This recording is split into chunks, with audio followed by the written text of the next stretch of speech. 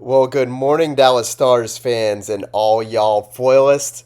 This is Danny Cohen with the Foil Stars, and we have a good one here tonight against the New York Islanders.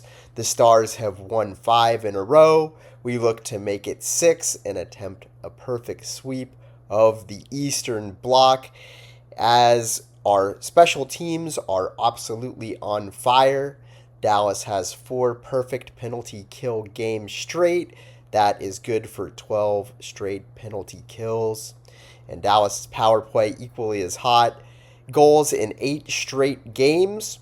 We go against the rookie, the number 1 overall pick, in Matthew Schaefer for the Islanders, who leads the league in defense goals with 7 on the early season. Before we get into it, do this favor for me. Like, subscribe, comment, share. Use telepathy. Beam this to a friend with your brain. I don't care how you get the message out, but let someone know about this and engage with my podcast here so that we can expand this, and I appreciate that very much. The Islanders just lost. They were having a 4-game winning streak before they went up against the league best Colorado Avalanche. They were actually losing only 2-1 until the final minute when they gave up an empty net goal and then another goal. So this is still a very hot team. Prior to that loss, the Islanders won an OT against the Utah Mammoth, who's a very respectable team in our division, hot on our heels. So should be a good game. We have outscored opponents 12-1 in our last 2 games. The Stars look like they just keep getting better and better with each game. So the Dallas Stars are doing this with injuries, and they just keep piling on. We keep getting players back, but we have another player to come off. And I don't know, is this just going to be how the season goes? Your guess is as good as mine, but right now, Harley is the latest injury. He's now week to week.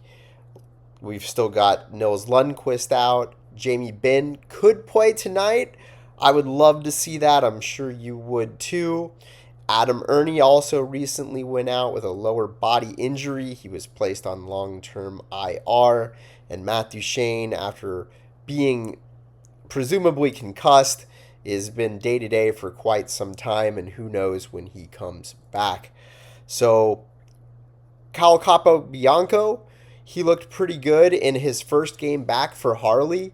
And it's pretty amazing, right? This team is without 2 of their top 4 now in both Harley and Lundkvist. And they just keep finding ways to win. And my question to you is, does inserting Duchene and Benn and maybe even Lundkvist, does it disrupt the chemistry that we've got right now? We've had a lot of guys that have stepped up and played bigger minutes, like Lyubushkin and Sam Steele, for instance, and Tyler Seguin, who's been shining. And if we bring back some of these players who've been on the shelf for a while, it's going to throw off our pairings, our lines. I think you could see a step back, oddly enough, versus a step forward. Now, I think over the long term, adding those players makes the roster better, but man, we got a good thing going right now, and it's kind of makes me nervous to shake that up. So, Robo has been on fire in the last several games. He has got 6 goals, 3 assists in 3 games, 3 points per game, 2 goals, an assist per game. Just incredible. And Lian Bichsel has looked better and better with each game. He's looking like somebody that could be a top 4 defenseman. And the goalies are doing fantastic as well. Do we see the rotation continue between Otter and DeSmith? I think so. I think they're going to put in DeSmith tonight. Otter had a .952 save percentage against Philadelphia. He had a 9-3-1 against Ottawa. And in the other 2 games of the last 4, DeSmith played. And in those games, he had a shutout against Montreal and a .968 against Seattle. So doing even better than Oettinger in those games. So I think that they're going to continue this rotation for at least a little while. You really can't go wrong with either goalie in between the pipes. So good things. The Isles have got some injuries too, though not nearly as impactful as ours. They've got a goalie, Varlamov, who's been out all year. Also out all year so far has been Engvall and Ethan Bear, some depth players for them. So Varlamov is a pretty decent goalie, but he hasn't been their starter. That's Sorokin, who's a very good goalie, who we will see tonight. Dallas, despite all of these injuries, is top 10 in offense, defense, and the power play.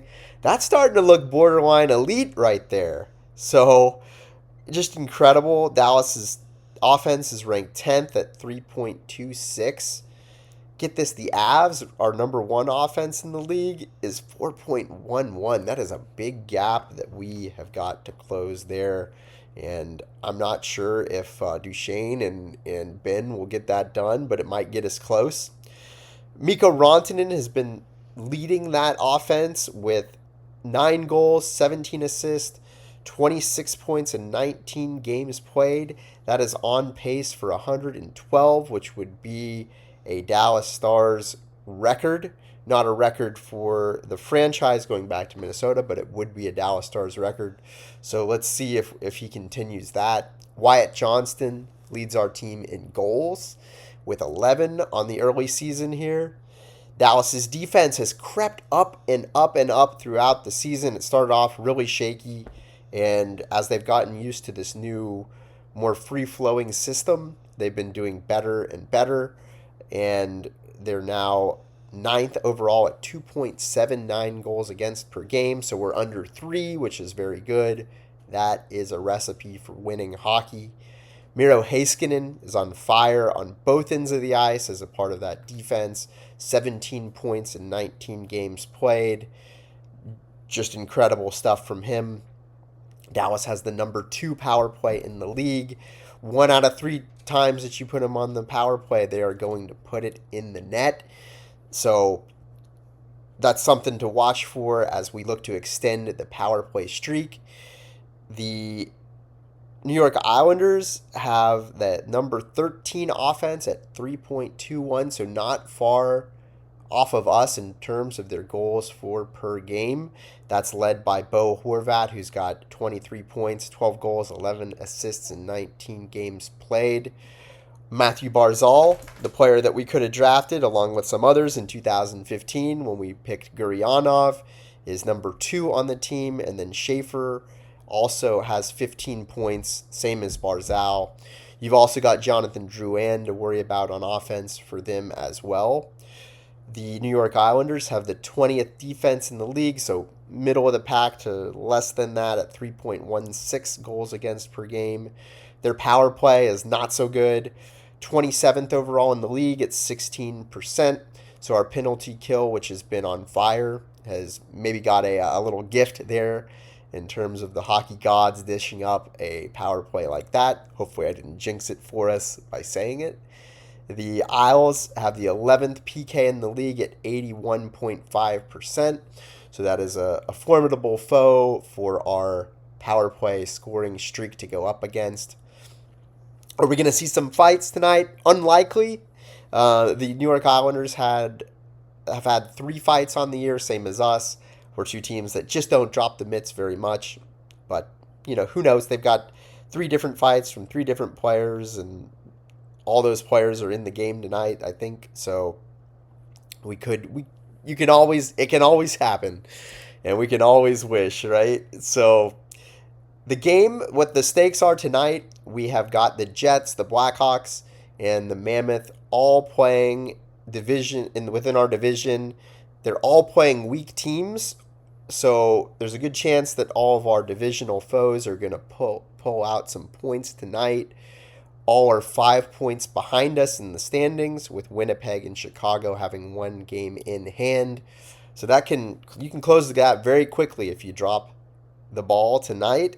So New Jersey also plays 2. They are second overall in the league standings. We are third. We are tied in points, though New Jersey has one game in hand, so we could pull ahead of them in the standings for the number 2 overall. Let's look to have a great game, and I'll be coming to you with the post game. Y'all have a good day.